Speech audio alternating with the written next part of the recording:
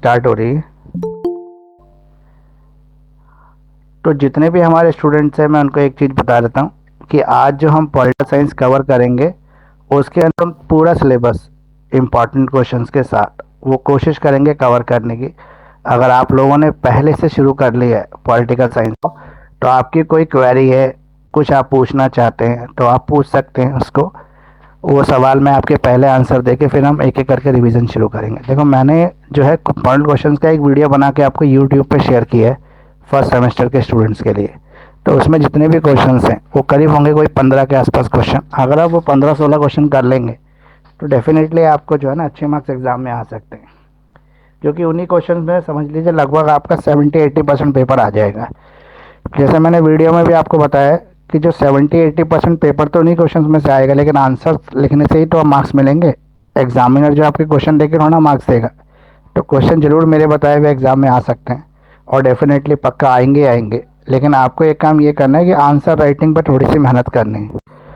और देखो उसके आंसर यूट्यूब चैनल पे तो प्रोवाइड नहीं हो सकते जो पीडीएफ है मेरा, लेकिन उसके आंसर्स के लिए आप अलग से मुझसे पीडीएफ ज़रूर परचेज़ कर सकते हैं। वो पेड पीडीएफ है, फ्री नहीं है। तो जिसको भी ज़रूरत होगी वो मेरे को व्हाट्सएप पे अगर मैसेज लिखेगा तो मैं उसका रिप्लाई कर दूंगा। बहुत सारे बच्चे ऐसे भी हैं जो नए नए मेरे व्हाट्सएप ग्रुप पे ऐड हुए हैं, तो दूसरे बच्चों को वो परेशान कर रहे हैं। तो ऐसा ना करें, किसी को फालतू के कॉल मैसेजेस ये सब ना करें, ठीक है। एक बच्चे ने कल बहुत पूरे ग्रुप को डिस्टर्ब कर रखा था, तो मैंने उसको रिमूव कर दिया था फिर ग्रुप से। और वो अभी भी कोशिश कर रहा है क्लास को ज्वाइन करने की, मुझे कॉल करने की, मैसेज करने की, लेकिन ये सब चीज़ें ठीक नहीं होती। क्योंकि अगर आप एक लॉ स्टूडेंट हैं तो आपकी एक रिस्पॉन्सिबिलिटी भी बनती है, तो उस रिस्पॉन्सिबिलिटी को आपको भी निभाना चाहिए। और दूसरों को परेशान करना, जो गर्ल्स हैं ग्रुप में उनके नंबर पर अननेसेसरी वीडियो कॉल करना, मैसेजेस करना, ये सब गलत चीज़ें हैं। और एक लॉ स्टूडेंट होकर ऐसे आपसे एक्सपेक्ट नहीं किया जाता कि आप सब ये हरकतें करें।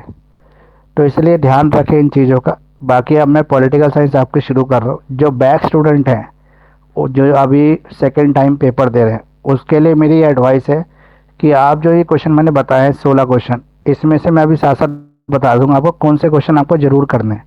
उन क्वेश्चन पर थोड़ा ज़्यादा ध्यान दें और एक अपने आंसर राइटिंग पे ध्यान दें। आंसर राइटिंग का मतलब है प्रेजेंटेशन कैसी होनी चाहिए पेपर पे, उसकी थोड़ी सी मेहनत कर लें तो आपका जो है पेपर इजीली निकल जाएगा। जो चेकिंग की बात हो रही है, अगर आप एक्स स्टूडेंट नहीं है, अगर आप रेगुलर स्टूडेंट है, आपकी बैक लगी हुई है, तो आपका सेम पेपर प्रोसेस होता है चेक होने का, कोई अलग से नहीं है। जो स्पेशल एग्जाम होते हैं जो एक्स स्टूडेंट्स के लिए होते हैं उनमें थोड़ा सा चेकिंग क्राइटेरिया अलग होता है, उसमें थोड़ी चेकिंग टफ होती है। लेकिन इसमें आपकी सबकी लीनियंट चेकिंग होती है। थोड़ा भी अगर आपने पेपर अच्छे से लिख दिया है तो आपको अच्छे मार्क्स मिल जाएंगे एग्जाम में। तो अब हम पॉलिटिकल साइंस के ऊपर चलते हैं। जो हमारा पॉलिटिकल साइंस है उसको शुरू करते हैं इसकी। तो पहला क्वेश्चन जो मैंने वीडियो में आपको दिया हुआ है वो सोवेनिटी के ऊपर दिया है कि सोवेनिटी क्या होती है, इस सोवेनिटी के कैरेक्टरिस्टिक्स क्या है, सोवेनिटी को लीगल और पॉलिटिकल में कैसे डिवाइड किया जा सकता है, यह थ्योरी ऑफ सोवेनिटी क्या है, इसके मेरिट डिमेरिट्स क्या है और सोवेनिटी से आप क्या समझते हैं। तो कंप्लीट ये क्वेश्चन सोवेनिटी का ही है। एक आपको ऐसा आंसर तैयार करना है कि सोवेनिटी से रिलेटेड कुछ भी पूछ ले आपसे, आप उसका इजीली आंसर दे सकें। तो सोवेनिटी इंपॉर्टेंट टॉपिक है और हर बार लगभग एग्जाम में रिपीट होता ही होता है। तो जिनके बैक्स के हैं वो सोवेनिटी का क्वेश्चन बिल्कुल ना छोड़ें, सोवेनिटी जरूर कर लें। अब सोवेनिटी की डेफिनेशन अगर किसी को पता है तो वो बोल सकता है कि सोवेनिटी क्या है। अगर आप में से किसी को भी पता है कि व्हाट इज सोवेनिटी या how can we define the sovereignty, तो सोवेनिटी कैसे डिफाइन करेंगे तो बताइए, आप सर, बताइए। हाँ जी, sovereignty is the supreme authority होती है गिवन टेरिटरी एंड द उसके भी कैरेक्टरिस्टिक होते हैं। सर मैंने तो इतना ही लिखा है। ठीक है। अब आप बताइए, किसी और को कुछ कहना है इसके अंदर।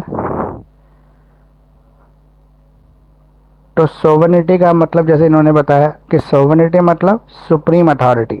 सुप्रीम अथॉरिटी का मतलब एक सुपर पावर।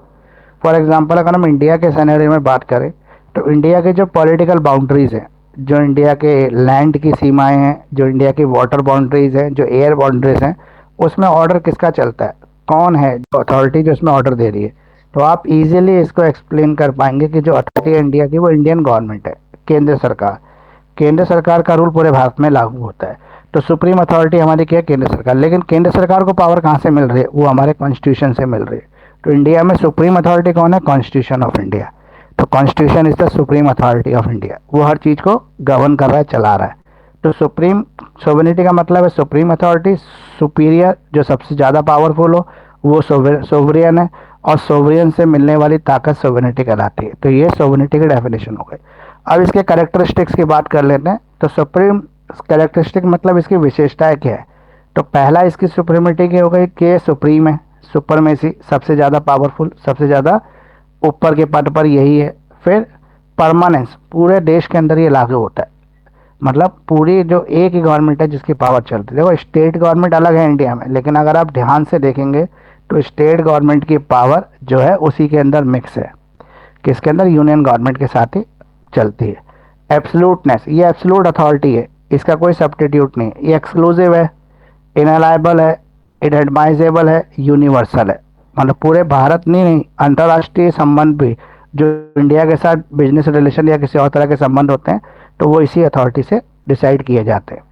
अब सोवर्निटी को हम दो पार्ट में डिवाइड कर सकते हैं, एक पॉलिटिकल सोवर्निटी और एक लीगल सोवर्निटी। तो दोनों सोवर्निटी में क्या फ़र्क है, पॉलिटिकल और लीगल में क्या फ़र्क है, तो किसी को पता तो बताइए। पॉलिटिकल सोवर्निटी क्या है, लीगल सोवर्निटी क्या है।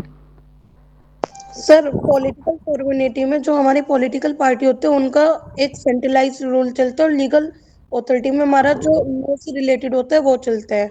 लेकिन कभी कभी लीगल सॉवरेनिटी में सर वो डिसमिस हो जाता है, तो ज्यादातर जो ओपिनियन है जो एज इलेक्टेड बाय आया है तो वो पॉलिटिकल सॉवरेनिटी के अंडर आता है। देखो हमारे यहाँ पे दो तरह की सोवर्निटी है इंडिया में। तो पॉलिटिकल सोवर्निटी जो हमारे इलेक्टेड नॉमिनेटेड हेड है, जैसे प्राइम मिनिस्टर हो गया, चीफ मिनिस्टर हो गया ये। दूसरा हमारा supreme court, supreme authority of law, supreme court of India है, जो हायरार्की है ना, हमारे यहाँ पे डिस्ट्रिक्ट कोर्ट है, फिर हाई कोर्ट है, फिर आपका जो है सुप्रीम कोर्ट है। तो supreme court is a legal sovereignty में जो हाई सुप्रीम है। और ये लेकिन कई बार क्या होता है, सुप्रीम कोर्ट के डिसीजंस को पॉलिटिकल सोवर्निटी जो है वो चेंज कर देती है पार्लियामेंट्स के थ्रू। पार्लियामेंट के पास अमेंडिंग पावर है, उसके थ्रू वो चेंज कर सकती है, ऑर्डिनेंस के थ्रू चेंज कर सकती है। तो इसीलिए मेजर अथॉरिटी जो है वो पॉलिटिकल सोवर्निटी है। तो लीगल सोवर्निटी में यही फ़र्क है। अगर हम जॉन ऑस्टिन की बात करें तो जॉन ऑस्टिन की सबसे फेमस थ्योरी है कमांड थ्योरी। जॉन ऑस्टिन ने कमांड थ्योरी का दी थी, और कमांड थ्योरी में उसने क्या बताया था कि क्या है लॉ, क्या है law is the authority of supreme. जो कानून है वो सुप्रीम के द्वारा डिसाइड किया जाता है, ठीक है। तो सोवर्निटी जो है वो किसके रिवॉल्व घूमती है, कमांड के, और कमांड ऑफ सुप्रीम, जो सुप्रीम कमांड देता है वो। तो कमांड थ्योरी जो है ऑस्टिन की वो आप याद कर लेना, उसके डेफिनेशन में आप यहाँ पे लिख सकते हो। सोवर्निटी थ्योरी जो है बेसिकली डिफाइन ही ऑस्टिन ने की थी, ऑस्टिन ने ही इस थ्योरी को रिसर्च करके डेवलप किया था। तो पहली थ्योरी जो ऑस्टिन की है उसके फीचर्स में आ गया कमांड, ये कमांड देने का काम करती है। ये डेटरमिनेंसी की बात करती है, मतलब फिक्स्ड नेचर में है, ये ऐसा नहीं है इफ एंड बट के अंदर फंस जाती है, ये फिक्स्ड है। इन इनडिजिबिलिटी, ये इनडिविजिबिलिटी को मतलब इनडिवाइडेड है, एक ही पावर है और उसको डिवाइड नहीं किया जा सकता, इसकी कोई लिमिटेशन नहीं है। अगर हम मेरिट्स और डीमेरिट्स की बात करें, सोवर्निटी के क्या फ़ायदे हैं, सोवर्निटी के क्या नुकसान है। तो सोवरियन होने से पहला फ़ायदा क्या है कि सोवरियन का मतलब है क्लियरिटी होना। आपको पता है कि आपके यहाँ सुप्रीम अथॉरिटी के, जैसे इंडिया में सुप्रीम अथॉरिटी कौन है, कॉन्स्टिट्यूशन ऑफ इंडिया है। तो हमें पता है जो कॉन्स्टिट्यूशन कहेगा वो सही है, बाकी सब बेकार है। तो कोई नेता, कोई राजनेता, कोई प्रधानमंत्री, कोई चीफ मिनिस्टर कोई झूठी बातें फैलाता भी है तो उसको कोई नहीं मानता, क्योंकि सुप्रीम अथॉरिटी कॉन्स्टिट्यूशन है। कॉन्स्टिट्यूशन में जब तक चेंज नहीं होगा तब तक वो लागू नहीं होगा। फिर foundation of legal positivism, positive legality जो है, यानी कि सकारात्मक सोच कानून के अंदर, उसको बढ़ावा देने का काम भी कौन सी थ्योरी करती है, सोवर्निटी की थ्योरी करती है। इसके अलावा ये यूटिलिटी इन सेंट्रलाइज स्टेट, ये कहते हैं जो सेंट्रल है वो सबसे ज़्यादा पावरफुल है, स्टेट गवर्नमेंट ज़्यादा पावरफुल है, हमारे पास यूनियन गवर्नमेंट है, केंद्र सरकार है। इसके अलावा हम इसकी बुराई करने लगे, इसके डीमेरिट, देखो जिसकी जो अच्छाई है वो इसकी बुराई है। तो पहली बुराई आ गई इसकी ओवर सिंप्लीफिकेशन, इसको कुछ ज़्यादा ही सिंप्लीफाइड करके बताया गया, जबकि इतना सिंप्लीफिकेशन की कोई ज़रूरत नहीं है। उसके अलावा यहाँ पे फेडरल फॉर्म ऑफ स्टेट्स जो है वो अनसूटेबल बताई गई, यूनिटरी फॉर्म ऑफ गवर्नमेंट को ज़्यादा अच्छा बताया गया। लेकिन अगर इंडिया और यूएसए की बात करें तो दोनों ही जगह जो है फेडरल फॉर्म ऑफ गवर्नमेंट है। अब देखेंगे तो हमेशा क्या है, झगड़ा होता रहता है स्टेट गवर्नमेंट का और सेंट्रल गवर्नमेंट का, बहुत सी चीज़ों पर कॉन्फ्लिक्ट हो जाता है, और इस कॉन्फ्लिक्ट को ख़त्म करने के लिए कोई प्रॉपर इंतजाम किया ही नहीं गया है। इसके अलावा लोगों का जो व्यू होता है वो स्टैटिक हो जाता है, मतलब लोग सिर्फ एक ही सुप्रीम होता है उसको देखते हैं और उसी से उम्मीद करते हैं। तो ये इसके डीमेरिट्स हो गए। अगर हम ऑस्टिन की थ्योरी ऑफ सोवर्निटी के क्रिटिसिज्म्स की बात करें तो इसको कैसे क्रिटिसाइज कर सकते हैं। तो सेम हम इसके डीमेरिट्स जो हैं वो बता सकते हैं यहाँ पर, ठीक है। उसके थ्रू हम इसकी क्रिटिसिम्स लिख सकते हैं। जैसे ऑस्टिन ने इंटरनेशनल सॉवरेनिटी की बात ही नहीं की है, क्योंकि हर बार सुप्रीम थोड़ा ना फैसला करेगा, कई बार इंटरनेशनल, जैसे यूएनओ, यूनाइटेड नेशन ऑर्गेनाइजेशन, वो इंटरनेशनल लेवल पर ह्यूमन राइट को प्रोटेक्शन देता है, तो वो इंटरनेशनल लेवल पर ह्यूमन राइट्स के लिए बात भी करता है। तो इसलिए वो सुप्रीम है इंटरनेशनल लेवल पर। अथॉरिटी सुप्रीम नहीं, इंडिया सुप्रीम नहीं है, पाकिस्तान, यूएन, यूएसए ये सुप्रीम नहीं है, यूनाइटेड यूके वगैरह सुप्रीम नहीं है। सुप्रीम कौन है? UN, united nation organisation. इसी तरह से डेमोक्रेटिक इवेल्यूशंस, यहाँ पर हमने डेमोक्रेसी की बात ही नहीं की है। ऑस्टिन ने सिर्फ केवल सुप्रीम की अथॉरिटी की बात कर दी है कि सुप्रीम है, वो सब चीज़ों को डिसाइड करे, जबकि डेमोक्रेटिक फॉर्म ऑफ गवर्नमेंट में जो लोग होते हैं, पीपल्स होते हैं, वो डिसाइडिंग फैक्टर में होते हैं, वो सुप्रीम होते हैं। इसके अलावा अगर हम बात करें एसेंशियल्स की, तो इसके क्या क्या एसेंशियल्स हैं? तो पहला एसेंशियल तो यही है कि ये इंटरनली और एक्सटर्नली सुप्रीम थ्योरी के ऊपर काम करती है, यानी कि सुप्रीमिटी, यानी कि सोवरेनिटी की बात करती है, और सोवरिज्म को किसी से शेयर नहीं करता। तो ये पहला क्वेश्चन आपका कंप्लीटली कंप्लीट हो गया, सोवरेनिटी वाला। अगला क्वेश्चन जो इंपॉर्टेंट हो सकता है आपका, जो मैंने वीडियो में भी दिया आपको, वो है डेमोक्रेसी। डेमोक्रेसी क्या है, इसके मेरिट डिमेरिट्स क्या हैं, और पार्लियामेंट्री फॉर्म ऑफ गवर्नमेंट क्या होती है। देखो, पार्लियामेंट्री फॉर्म ऑफ गवर्नमेंट ही तो डेमोक्रेसी है। तो डेमोक्रेसी पूछे या पार्लियामेंट्री गवर्नमेंट पूछ ले, बात एक ही है। लेकिन अगर प्रेसिडेंशियल गवर्नमेंट बोल दे तो ये अलग है। प्रेसिडेंशियल फॉर्मेट गवर्नमेंट वो होती है जब एकात्मक शासन की बात करती है, जहाँ पे पब्लिक का शासन नहीं होता, राजा का शासन होता है, उसे प्रेसिडेंशियल फॉर्म ऑफ गवर्नमेंट कहते हैं। वो जैसे हम यूनिटरी कहते हैं, और ये फेडरल फॉर्म ऑफ गवर्नमेंट होती है, जैसे हम डेमोक्रेटिक गवर्नमेंट कहते हैं। अब डेमोक्रेसी का मतलब क्या है, कोई बता सकता है कि व्हाट इज डेमोक्रेसी?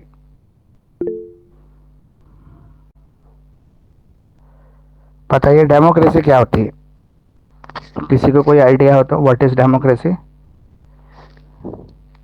सर, बताइए। democracy is a system of हाँ, government where the people hold the power to choose their leaders and have a say in decision making.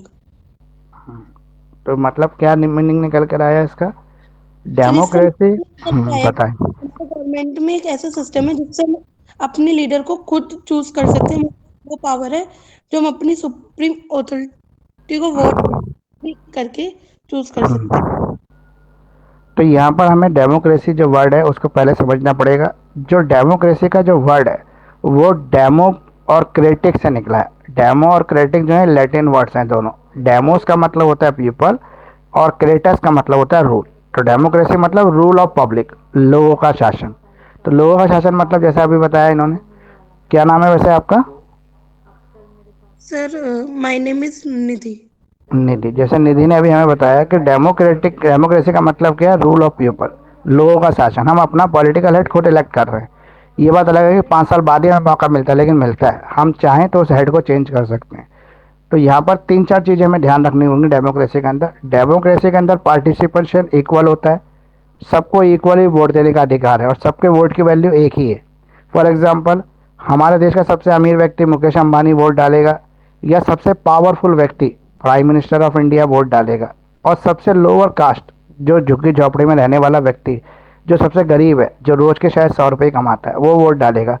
तीनों के वोट की वैल्यू एक ही है। ऐसा नहीं है कि अंबानी के वोट की वैल्यू 5 है, मोदी जी के वोट की वैल्यू 10 है और उसकी वैल्यू 1 है। ऐसा नहीं, सबको इक्वली वोट की वैल्यू दी गई है। तो ये इक्वालिटी को प्रमोट करता है, रिप्रेजेंटेशन की बात करता है। हम अपने लोगों को चुनकर भेज देते हैं, फिर वो हमारे लिए शासन चलाते हैं। तो ये क्या है? Popular sovereignty. ये भी सोवरेनिटी है, क्योंकि वो हेड बन जाते हैं बाद में जाके, और वो सुप्रीम अथॉरिटी को डिसाइड करते हैं। लेकिन ये पॉलिटिकल सोवरेनिटी है। फिर रूल ऑफ लॉ की बात करें तो यहाँ पे कानून का शासन बना रहता है। ये फीचर्स है डेमोक्रेसी के, कि यहाँ पे डेमोक्रेसी के अंदर जो शासन होता है वो कानून का होता है। कानून मतलब कॉन्स्टिट्यूशन, जो ग्रैंड नॉर्म थ्योरी है।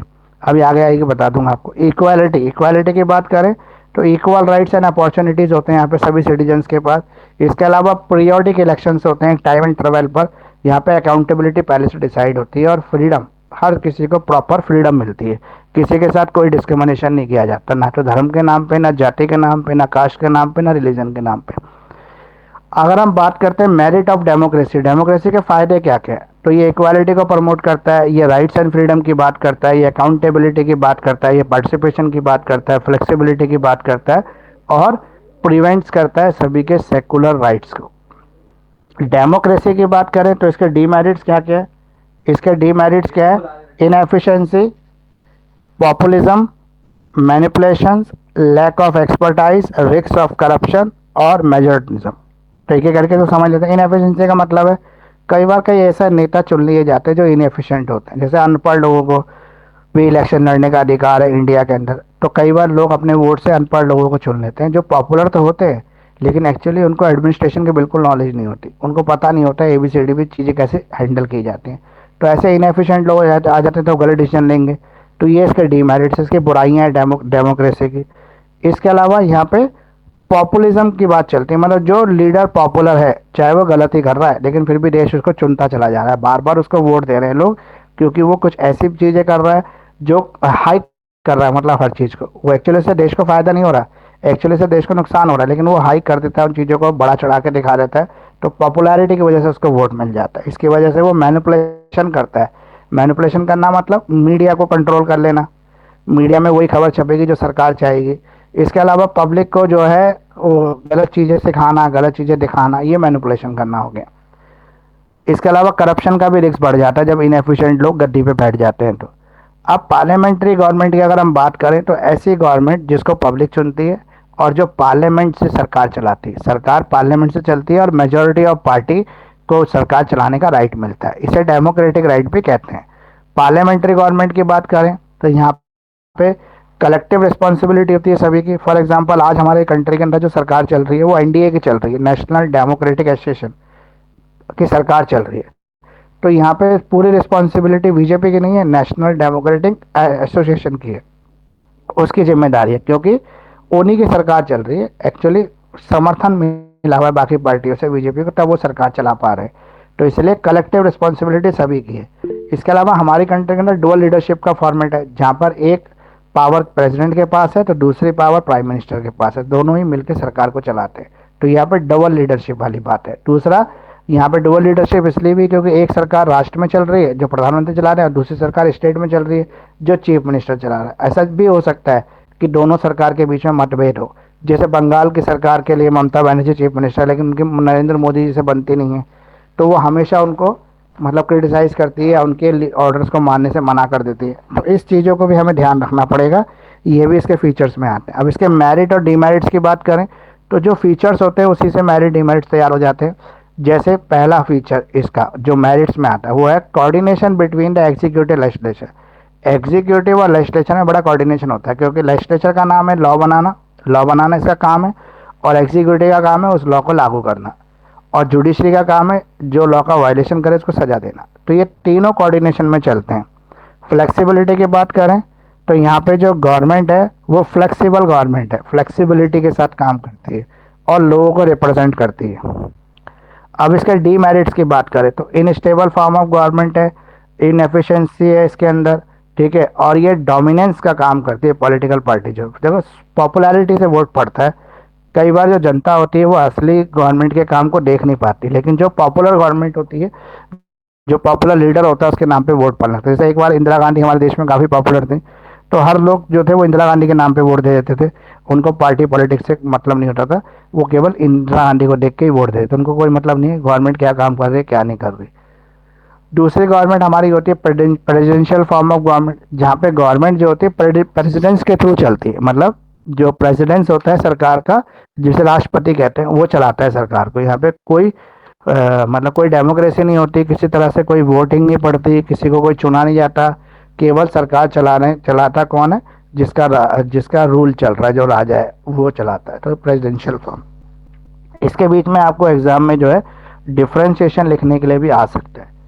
तो ये क्वेश्चन हमारा कंप्लीट हो गया। इसके बाद अगला जो इम्पोर्टेंट क्वेश्चन है, ये जो अगला टॉपिक है इक्वालिटी, जिन बच्चों की बैक है वो एक इक्वालिटी और एक सोवर्निटी, ये दोनों टॉपिक को जरूर कर लें क्योंकि दोनों टॉपिक का हर बार लगभग क्वेश्चन रिपीट होता है। तो इसलिए ये दोनों टॉपिक बिल्कुल नहीं छोड़ने। बाकी बच्चों को भी करना ही है, बाकी बच्चों को इसलिए करना है क्योंकि उनको भी एक बार भी पास होना है। अगर हम इक्वालिटी की बात करें तो इक्वालिटी की डेफिनेशन क्या है? आप किस चीज़ को इक्वालिटी कहेंगे? बताइए, किस चीज़ को इक्वालिटी कहेंगे हम? Sir what is equality? Sir, equality means that there will be no discrimination in other people, like related caste, religion, at the end of ground related reality, but that is not absolutely fit in the social term. This is हाँ, not correctly. तो equality का जैसे word है equal से निकला equality, तो ये already जो अपने वर्ड में ही बता रहा है कि हमें इक्वल बिहेवियर करना है, इक्वल राइट्स देने, इक्वल अपॉर्चुनिटीज़ देनी है और इक्वल फ्रीडम देनी है। हमें कोई डिस्क्रिमिनेशन नहीं करना रेस के नाम पर, जेंडर के नाम पर, और रिलीजन के नाम पर, क्लास के नाम पर या किसी और बेसिस पर। हम कोई भी डिफ्रेंशिएशन लोगों में नहीं कर सकते, सिर्फ एक ही बेसिस पर डिफ्रेंशिएशन करना अलाउड है, वो है स्किल्स और एजुकेशन। फॉर एग्जांपल एक नौकरी निकली है किसी साइंटिस्ट के लिए, तो उसमें एक व्यक्ति कह रहा नहीं मैं तो इक्वालिटी का अधिकार है और मैं भी इस नौकरी को कर सकता हूँ, मैं भी डॉक्टर की जगह बैठ के इलाज कर सकता हूँ, तो वो पॉसिबल नहीं क्योंकि उसके पास वो स्किल्स नहीं है, वो डिग्री नहीं है, एजुकेशन नहीं है। उसी बेसिस पे केवल डिस्क्रिमिनेशन अलाउड है, बाकी किसी बेसिस पे इंडिया जैसी कंट्री के अंदर कोई डिस्क्रिमिनेशन अलाउड नहीं है। तो यहाँ पे बेसिकली हम बात कर रहे हैं इक्वालिटी की, जो इक्वल से निकला है। रिलेशनशिप की बात करें, इक्वालिटी और लिबर्टी में क्या रिलेशनशिप है, तो लिबर्टी का मतलब होता है आज़ादी। ये पॉजिटिव नेगेटिव दोनों तरह की फ्रीडम को शामिल करता है, लेकिन इक्वालिटी का मतलब है पॉजिटिव फ्रीडम। केवल पॉजिटिविटी की बात करते हैं इक्वालिटी के अंदर, नेगेटिविटी को शामिल नहीं करते। अगर हम बात करते हैं लिबर्टी और इक्वालिटी में क्या फ़र्क है, सॉरी क्या रिलेशनशिप है दोनों के अंदर, तो लिबर्टी जो है अलाउ करते हैं इंडिविजुअल को कि वो परस्यू करे अपॉर्चुनिटीज़ को, कोई भी अपॉर्चुनिटी मिलती है उस पर उसका अधिकार है। लेकिन इक्वालिटी ये इंश्योर करती है ये जो अपॉर्चुनिटी है सभी के लिए हो, मतलब एक्सेस टू ऑल, ये सबके लिए हो, यहाँ पे किसी के साथ कोई डिस्क्रिमिनेशन ना हो। तो डिस्क्रिमिनेशन ना हो ये चेक करने का काम किसका, ये काम है आपका इक्वालिटी का। और अपॉर्चुनिटी मिलने मिले इसका काम किसका है, ये लिबर्टी का है। तो लिबर्टी अपॉर्चुनिटी देती है और वो सबको इक्वली मिले इसको डिसाइड करती है। पोटेंशियल कॉन्फ्लिक्ट का मतलब ये होता है जो भी लोग पोटेंशियल है, फॉर एग्जांपल आपने देखा होगा कि हर चीज़ के लिए एग्ज़ाम होता है इंडिया के अंदर, कंपटीशन होता है, कंपटीशन बीट करने पर ही आप उस नौकरी को या उस जॉब को या उस तरह के कोर्स में एडमिशन ले पाते हैं। तो ये इसलिए क्योंकि अगर आपके अंदर पोटेंशियलिटी है तभी तो आप उस चीज़ को करो, क्योंकि देखो इंडिया में रिसोर्सेज कम है लेकिन मांगने वाले बहुत सारे लोग हैं। तो हम उसको बैलेंस करने के लिए हमारे पास ये एक तरीका बचता है कि हम इस तरीके से उसको बैलेंस करें। अगर मैं बोलूँ कि इक्वालिटी कितने टाइप्स की होती है, तो इक्वालिटी में पहला टाइप है पॉलिटिकल इक्वालिटी, सारे इंडियन सिटीजन्स को इक्वल राइट्स मिलना चाहिए जैसे वोट देने का अधिकार। सोशल इक्वालिटी, समाज में सबको एक जैसा दिखना चाहिए, कोई डिस्क्रिमिनेशन नहीं होनी चाहिए, जाति के नाम पे, धर्म के नाम पे, सेक्स के नाम पे, रिलीजन के नाम पे कोई डिस्क्रिमिनेशन अलाउड नहीं है। इकोनॉमिक इक्वालिटी, सबको सरकार की तरफ से इक्वली रिसोर्सेज डिस्ट्रीब्यूट किए जाए, ये बात अलग है कोई ज़्यादा इस्तेमाल कर लेगा तो अमीर हो जाएगा, कोई कम रिसोर्सेज को यूज़ कर पाएगा तो गरीब रह जाएगा, लेकिन मिलने सबको बराबर ही चाहिए। लीगल इक्वालिटी, अगर कानून के सामने कोई केस जाता है तो उसके अंदर किसी भी तरह का कोई डिस्क्रिमिनेशन ना किया जाए, ना जाति के नाम पे, ना धर्म के नाम पे, ना किसी और नाम पे, कोई नहीं, सबको कोर्ट इक्वली ट्रीट करेगी। इसके अलावा equality of opportunity, equality of opportunity मतलब अवसरों की समानता, कोई भी गवर्नमेंट जॉब निकलेगी तो सबको बराबर का मौका मिलेगा उसमें पार्टिसिपेशन करने का। अगर हम पॉलिटिकल इक्वालिटी या सोशल इक्वालिटी या इकोनॉमिक इक्वालिटी की बात करें तो हर चीज़ की इक्वालिटी यहाँ पे डिफरेंट डिफरेंट, जैसे पॉलिटिकल में वोट देने की पावर, सोशल में सामाजिक जो रुतबा है उसकी इक्वालिटी, और इकोनॉमिक में पैसा कमाने की आज़ादी सबको बराबर मिलनी चाहिए। ये इक्वालिटी का हो गया। उसके बाद अगला क्वेश्चन है आपका पब्लिक ओपिनियन कैसे बनता है। पब्लिक ओपिनियन मतलब जनता का मत कैसे तैयार किया जाता है, अलग अलग तरीके क्या है इसको तैयार करने के लिए। तो पब्लिक ओपिनियन का एक इंपॉर्टेंट क्वेश्चन है, और तीसरा इंपॉर्टेंट क्वेश्चन यही है पब्लिक ओपिनियन जो आपको करना है एग्जाम के लिए। देखो पब्लिक ओपिनियन बनाने के बहुत सारे तरीके होते हैं, ये किसी एक का काम नहीं है, कलेक्टिव एफर्ट्स होती है, बहुत सारे लोग मिलकर इस पर काम करते हैं। फॉर एग्जांपल अगर कोई सरकार चल रही है तो सरकार के खिलाफ भी कुछ लोग होते हैं और कुछ लोग उसके पक्ष में होते हैं, लेकिन जितने ज़्यादा लोग होते हैं, ज़्यादा लोग अगर खिलाफ है तो वो अगेंस्ट है, और अगर ज़्यादा लोग उसके पक्ष में है तो वो सपोर्टर्स कहला देते हैं, सपोर्ट करते हैं मतलब गवर्नमेंट को। तो यहाँ पर हम सोसाइटी की बात करते हैं जो किसी पर्टिकुलर सेगमेंट पे या इशू के ऊपर काम करते हैं। जो इशू आपका पॉलिटिकल हो सकता है, सोशल हो सकता है, इकोनॉमिक हो सकता है, ये सारे इश्यूज होते हैं। अगर हम बात करें पब्लिक ओपिनियन कैसे तैयार होता है, तो सबसे ज़्यादा इंपॉर्टेंट सोर्स है पब्लिक ओपिनियन तैयार करने का, वो है मीडिया। जैसे फॉर एग्जांपल व्हाट्सएप पे आपको मैसेज आया, आपने खोल के देखा तो आप तुरंत आपके मत कुछ उस तरीके के बन गए कि हाँ सच में ऐसा हो रहा है तो ये ठीक बोल रहा है। या फिर न्यूज़पेपर, टेलीविज़न, ठीक है, टीवी, रेडियो, ये सब भी ओपिनियन तैयार करते हैं। तो मीडिया सबसे इम्पॉर्टेंट है, जिसमें सोशल मीडिया भी है, फेसबुक, ट्विटर, इंस्टाग्राम, इसमें बहुत सारी चीज़ें आती हैं और हमें सरकार के पक्ष विपक्ष में चीज़ें दिखाती हैं और कोशिश करते हैं हमारा ओपिनियन वैसा हो जाए। इसके अलावा शिक्षा, एजुकेशन, एजुकेशन सबसे इम्पॉर्टेंट फैक्टर है किसी का भी मत तैयार करने के लिए। एजुकेशन से ही लोगों का मत तैयार होता है। इसके अलावा पॉलिटिकल पार्टीज़ के जो बड़े बड़े लीडर्स होते हैं उनकी जो स्पीच होती है, जैसे मोदी जी ने कहा 15 लाख रुपए सबको मिल जाएंगे, उनकी सरकार आ गई। तो सरकार इसलिए आ गई क्योंकि लोगों को 15 लाख चाहिए थे, लोगों को विश्वास था कि जो हमारा नेता कह रहा है वो सच कह रहा है और हमें इतना पैसा मिल जाएगा।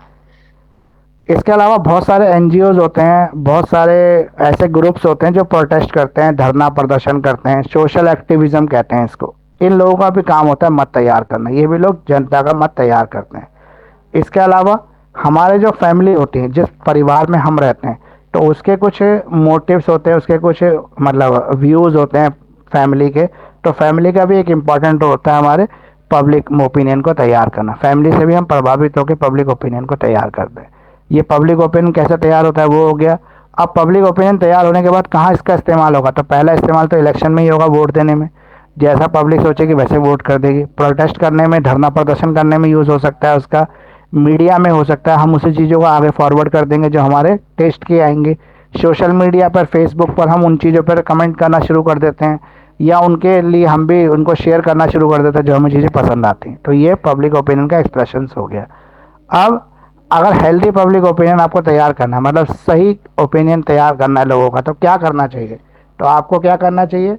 सबसे पहले आपको हर चीज़ को जो आपके पास आ रही है उसको इवेल्युएट करो, उसको एक्सेस करो। ये नहीं जो आया मुझे पसंद आया ना आया पर मैंने आगे बढ़ा दिया। पहले देख तो लो कि आप क्या चीज़ फैला रहे हो। एजुकेशन, एजुकेशन सबसे इंपॉर्टेंट रोल रखती है पब्लिक ओपिनियन को तैयार होने के लिए।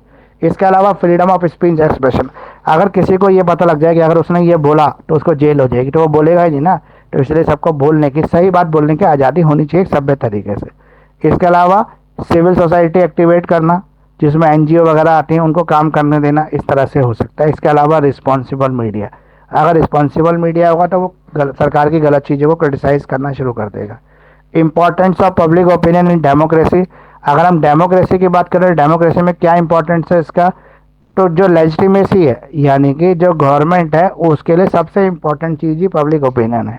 कोई भी पॉलिसी अगर सरकार तैयार कर रही है तो लोगों से ओपिनियन लेती है, उसी हिसाब से पॉलिसी को बना लेती है।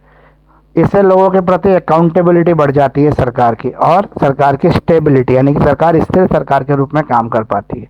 तो ये पब्लिक ओपिनियन हो गया। अगला क्वेश्चन आ गया आपका, evaluation theory of origin of state. देखो ओरिजिन ऑफ स्टेट की बहुत सारी थ्योरीज है, और सारी थ्योरी आप कोशिश करना कि एक ही क्वेश्चन में कवर कर लो एक ही आंसर में। डिवाइन थ्योरी है इसकी, सोशल कॉन्ट्रैक्ट थ्योरी है इसकी, ठीक है, और भी थ्योरीज हैं इसकी। ओरिजिन थ्योरी जो है स्टेट्स की वो कई हैं।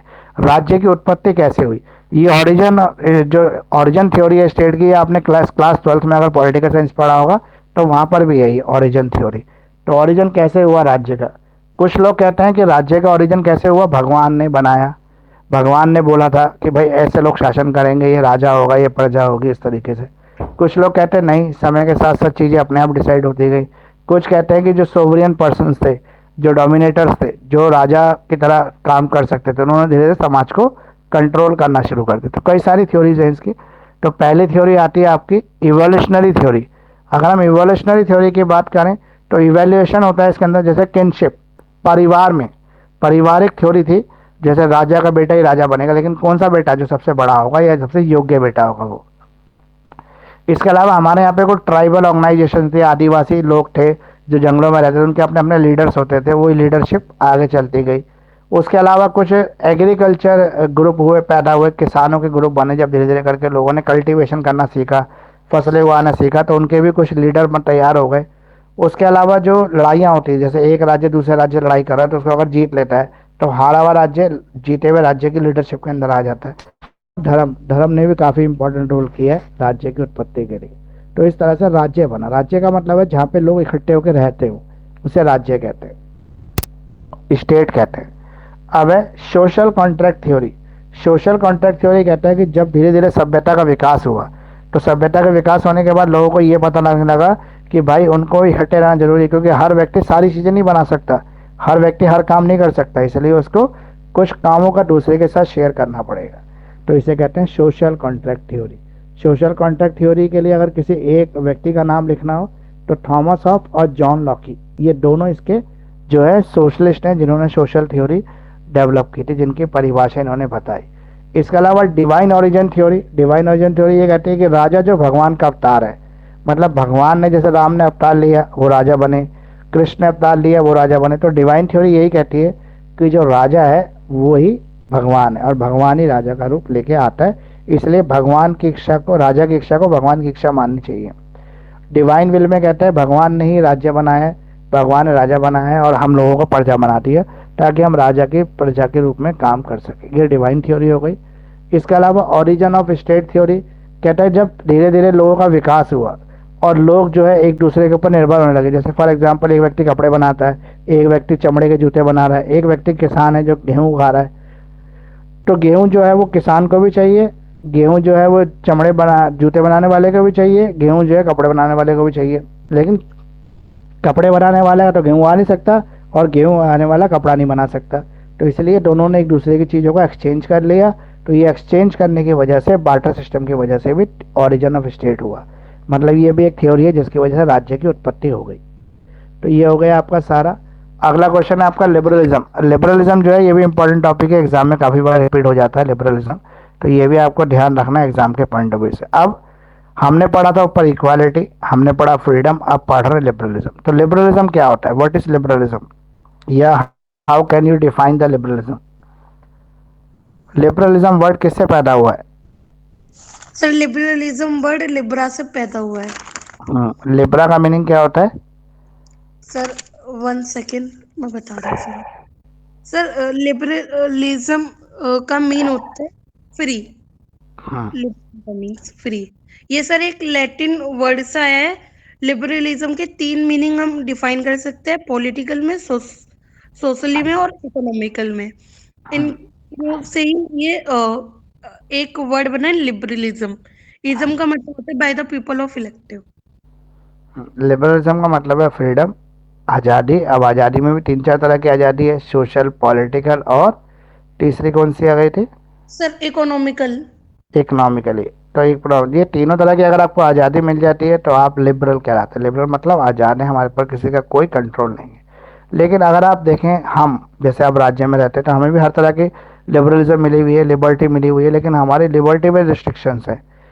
लेकिन रीजनेबल रिस्ट्रिक्शन ही अलाउड है, अनरीजनेबल रिस्ट्रिक्शन का अलाउड नहीं। फॉर एग्जाम्पल, अगर मैं बंदूक उठा कर किसी को मारना चाहूँ तो मेरे देश का कानून मुझे सजा दे देगा। लेकिन अगर मैं, ठीक है, किसान हूँ और हल उठा के खेत जोतना चाहूँ तो मुझे कोई सज़ा नहीं देगा क्योंकि मैं सही काम कर रहा हूँ। तो ये हमारी लिबर्टी तो है, liberty with certain reasonable restrictions है, लिमिटेशंस है। और लिबरलिज्म के फीचर्स में अगर हम बात करें तो क्या आता है? पहला आता है इंडिविजुअलिज्म। हर इंडिविजुअल को ये अधिकार है कि वो अपनी पॉलिटिकल, इकोनॉमिकल, सोशल फ्रीडम का यूज़ कर सके, वो उसका इंडिविजुअलिज्म हो गया। फिर लिबर्टी, लिबर्टी हमें कहाँ पे मिल रही है? हमें सर फ्रीडम मिल रही है अपने थॉट्स के अंदर, हमें फ्रीडम मिल रही है अपनी स्पीच में, हमें फ्रीडम मिल रही है अपने एक्शंस में, हमें फ्रीडम मिल रही है अपने एक्सप्रेशंस में। इक्वालिटी की बात करें तो हमारी कंट्री के अंदर रेस, जेंडर, कास्ट पे कोई छेड़छाड़ नहीं है, मतलब कोई इसके अंदर इफ एंड बट नहीं है, सब फ्री है, इक्वालिटी है, सबको इक्वल राइट्स मिले हुए हैं। रूल ऑफ लॉ, कानून का शासन चलता है। मार्केट जो है वो फ्री है, फ्री मार्केट इकोनॉमी का हम इस्तेमाल कर रहे हैं। और गवर्नमेंट जो है वो लिमिटेड गवर्नमेंट है। लिमिटेड गवर्नमेंट मतलब गवर्नमेंट के पास भी एक ऐसे अधिकार है, जैसे हमारे पास फंडामेंटल राइट्स है, उसको गवर्नमेंट भी नहीं छेड़ सकती, गवर्नमेंट भी उन अधिकारों को वापस ले नहीं सकती। अगर हम पॉजिटिव लिबरलिज्म की बात करें, पॉजिटिव, तो ये जैसे नाम से पता लग रहा है पॉजिटिव थ्योरी की बात कर रहा है, पॉजिटिव थ्योरी ऑफ लिबर्टी की बात कर रहा है। इसके अंदर आपको जितनी भी पॉजिटिविटी के साथ आज़ादी चाहिए वो मिल सकती है, लेकिन नेगेटिव नहीं मिलेगी, पॉजिटिव मिल जाएगी।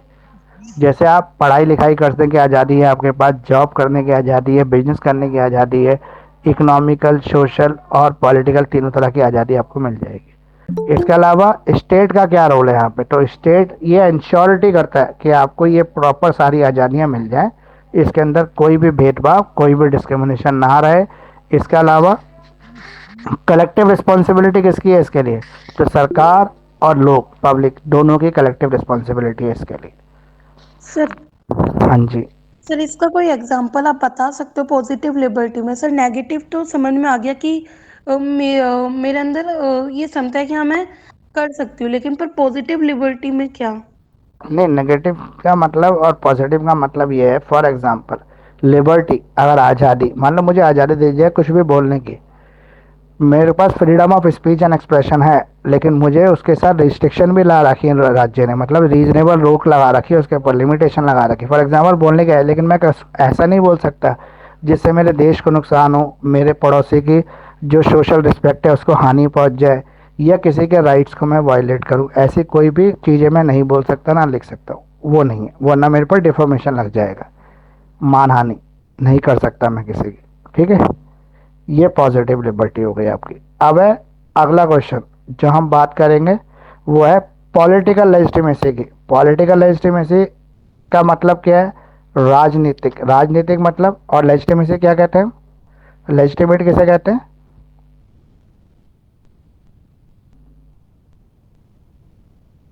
लेजिटिमेसी का मतलब है वो सरकार, वो अथॉरिटी जो हमारे लिए रूल बना रही है। और पॉलिटिकल लेजिटिमेसी का मतलब है कौन उसको पॉलिटिकल पावर दे रहा है। तो हम ही पावर दे रहे हैं पॉलिटिकल, तो हमारे पर शासन करने वाली जो सरकार है उसको पावर देने का काम हमारा है। हम अपने पॉलिटिकल हेड को खुद चुन रहे हैं, खुद उसको पावर दे रहे हैं, और वो फिर हमारे ऊपर बैठकर हमारे रूल्स और लॉ बना रहा है। तो इसका मतलब क्या है? जो रूल बनाने वाली अथॉरिटी उसको कौन चुन के भेज रहा है? वो हम चुन के भेज रहे हैं। इसके साथ साथ जो रूल बनाए जा रहे हैं वो हमारे बेनिफिट के लिए, क्योंकि इनडायरेक्टली वो हम ही बना रहे हैं, इसलिए वो हमारे बेनिफिट के लिए हैं। अगर हम बात करें कि इसके क्रिटिज़म्स की, तो इसके क्रिटिज़म में हम कह सकते हैं कुछ लोग कॉर्जन के साथ, मतलब षड्यंत्र के साथ कुछ ऐसे लॉस बना देते हैं जो किसी विशेष समुदाय को, जाति को नुकसान पहुंचाने के उद्देश्य से बनाए जाते हैं। ठीक है, अब इस बाद अगला क्वेश्चन है आपका सेपरेशन ऑफ पावर। ये इंपॉर्टेंट क्वेश्चन है जो आपको एग्जाम के लिए करना है। तो क्या होता है सेपरेशन ऑफ पावर? पावर का बंटवारा करना। आप कैसे बांट सकते हो पावर को? सर पावर को हम डिफरेंट टाइप से बांट सकते हैं, जैसे हम्म, कैसे बांट सकते हैं बताइए।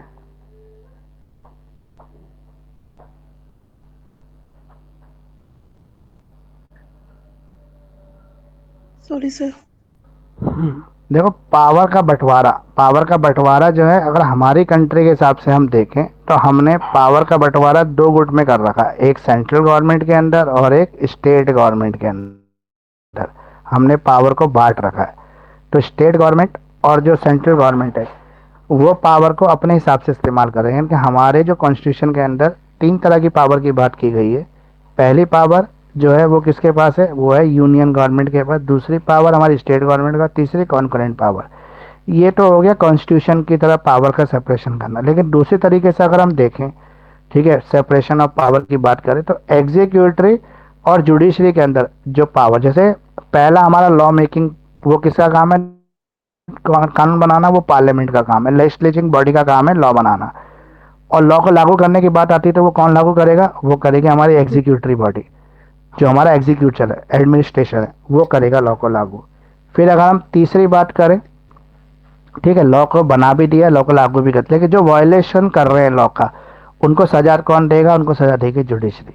तो ये सेपरेशन ऑफ पावर है जो पॉलिटिकल साइंस के तरह से दो तरह से डिफाइन किया गया है। एक डिफाइन किया गया लेजिस्लेचर, एग्जीक्यूटिव और जुडिशरी के बीच में सेपरेशन ऑफ पावर का।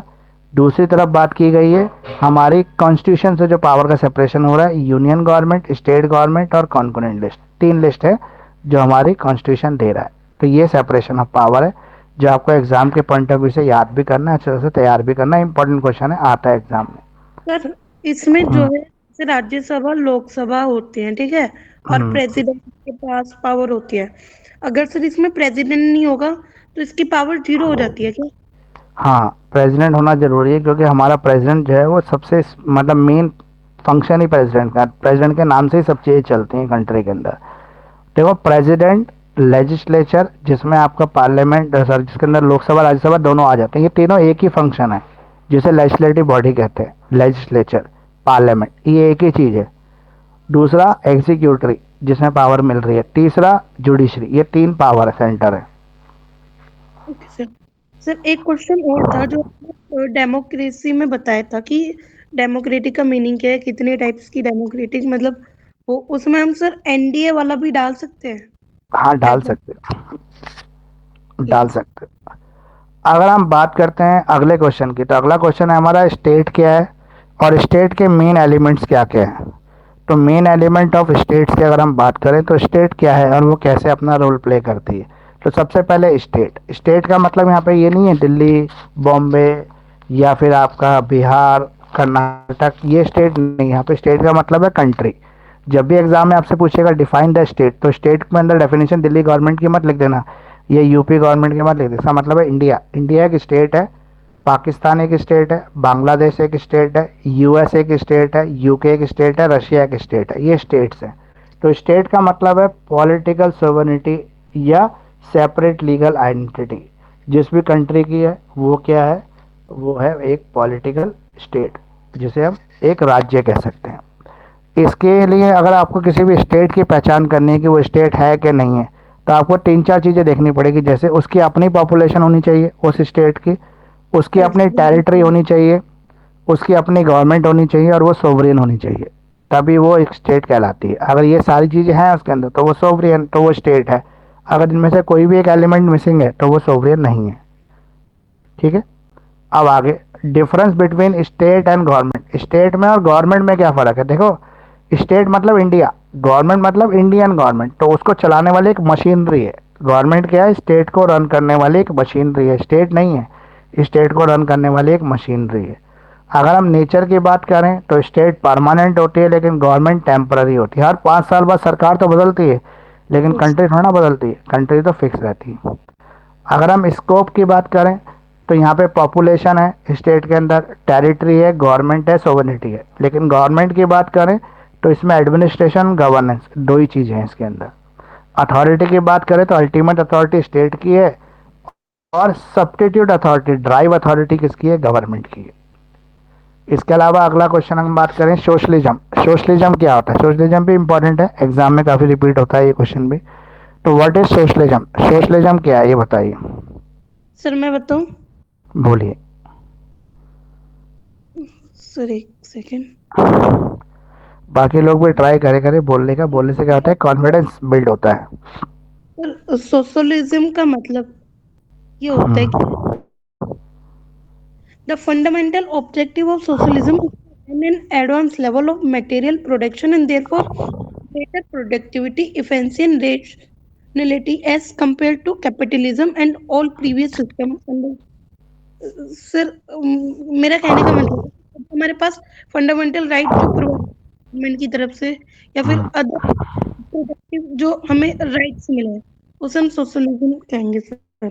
इन तो सोशलिज्म का मतलब ऐसी थ्योरी है जो आपकी पॉलिटिकल, इकोनॉमिकल और सोशल आइडियोलॉजी को अपने अंदर समाये हुए है। इसके अंदर ये तीनों चारों थ्योरी का मिक्सचर है, तो इसे हम कह सकते हैं सोशलिज्म। कार्ल मार्क्स ने सबसे पहले इसको डिफाइन किया था सोशलिज्म को।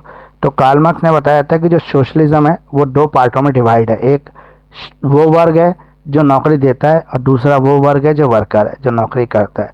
और दोनों के बीच में हमेशा से कॉन्फ्लिक्ट चलता है, आगे भी चलता रहेगा। लेकिन अगर हम सोशलिज्म की बात करें तो ये बात करता है कलेक्टिव ओनरशिप की, यानी कि पब्लिक की बात करता है, पब्लिक को होने वाले फ़ायदे और नुकसान की बात करता है।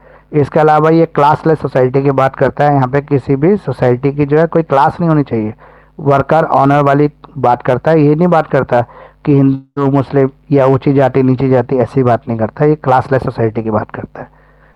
इसके अलावा स्ट्रेंथ ऑफ सोशलिज्म में बात करें तो इनक्वालिटी को ये रिड्यूस करता है, यूनिवर्सल एक्सेस की बात करता है, फोकस करता है कॉरपोरेशंस के ऊपर। ये हो गया आपका सोशलिज्म। अगला जो है वो है आपका पॉलिटिकल साइंस, आर्ट है या साइंस है, ये तो आप कर ही लोगे। Yes political sir. साइंस जैसे आर्ट्स होता है ये। अब यूटिलिज्म, यूटिलिज्म क्या होता है। Sir may I proceed? हाँ हाँ बिल्कुल। एक मिनट सर। यूटिलिज्म की जो थ्योरी थी वो जेमरी बेंथन यानी कि जॉन स्टुअर्ट मिल ने दी थी सबसे पहले। बोलिए। यूटिलिज्म एक पॉलिटिकल थ्योरी है जो कि स्टेट एक्शन को जज करती है, consequence make the greatest happiness of the greatest number of people.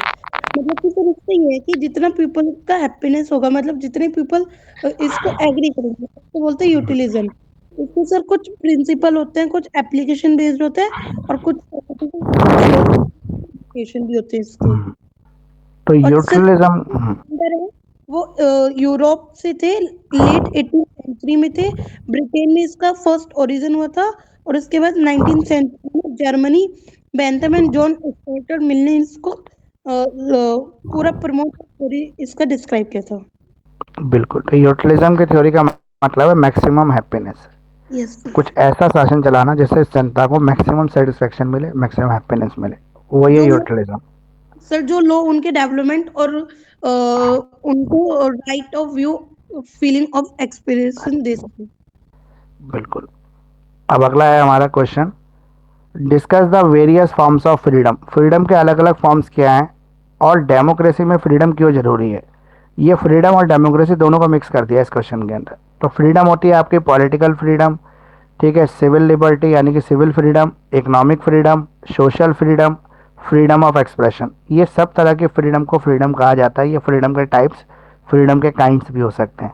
और अगर हम डेमोक्रेसी की बात करें कि फ्रीडम और डेमोक्रेसी में क्यों जरूरी, मतलब डेमोक्रेसी में फ्रीडम क्यों जरूरी है, तो डेमोक्रेटिक गवर्नमेंट के लिए फ्रीडम इसलिए ज़रूरी है ताकि सबको जो है पार्टिसिपेशन का इक्वल मौका मिल जाए, सबके राइट्स को प्रोटेक्ट किया जाए, ठीक है, पावर्स को चेक एंड बैलेंस करने के लिए यूज़ होती है फ्रीडम जो है, और प्रमोट करती है इक्वालिटी को। रिलेशनशिप की बात करें, फ्रीडम और इक्वालिटी में क्या रिलेशन है, तो फ्रीडम और इक्वालिटी दोनों एक ही कॉइन के दो फेसेस है, two sides of same coin. दो एक ही कॉइन के दो फेस है। अगर फ्रीडम है इक्वालिटी नहीं है तो फ्रीडम का कोई फ़ायदा नहीं है, इक्वालिटी है फ्रीडम नहीं है तो कोई यूज़ नहीं है उसका। इसलिए दोनों का साथ होना जरूरी है, क्योंकि इक्वालिटी फ्रीडम को प्रोटेक्ट करती है और फ्रीडम इक्वालिटी को प्रोटेक्ट करता है। इसके अलावा इससे आप कॉन्फ्लिक्ट ऑफ इंटरेस्ट से भी बच सकते हैं। सर कॉन्फ्लिक्ट जैसे ऑफ इंटरेस्ट नहीं होगा इसके अंदर।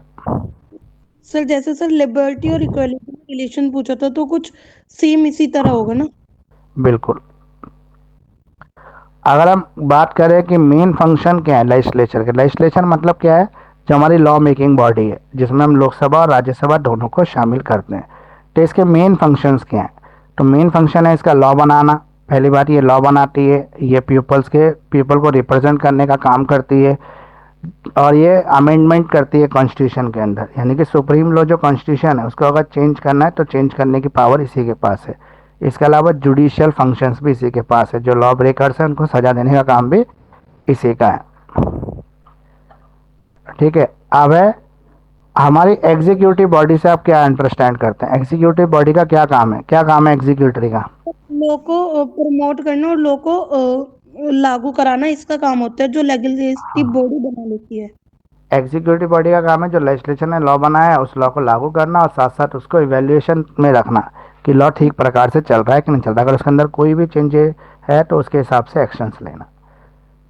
Yes sir. इसके अलावा जुडिशरी का क्या रोल है। तीसरी का ये रोल है, जो लेजिस्लेटिव और एग्जीक्यूटिव रूल्स को नहीं मान रहा है, उसमें कोई अपनी मनमानी कर रहा है, तो उसमें पनिशमेंट देना जुडिशरी का काम होता है। हम्म, जुडिशरी सेंट्रल यूनिट होती है लेजिस्लेटिव और एग्जीक्यूटिव की। मेनली हम दो टाइप से एक तो जो हमारी पार्लियामेंट गवर्नमेंट जो रूल बना के हमको दे रही है, और जुडिशरी जो हमारा न्याय करती है। सबसे प्राइम अथॉरिटी होती है हमारी सुप्रीम कोर्ट, जो उसमें वो जजमेंट क्लियर है तो है बस।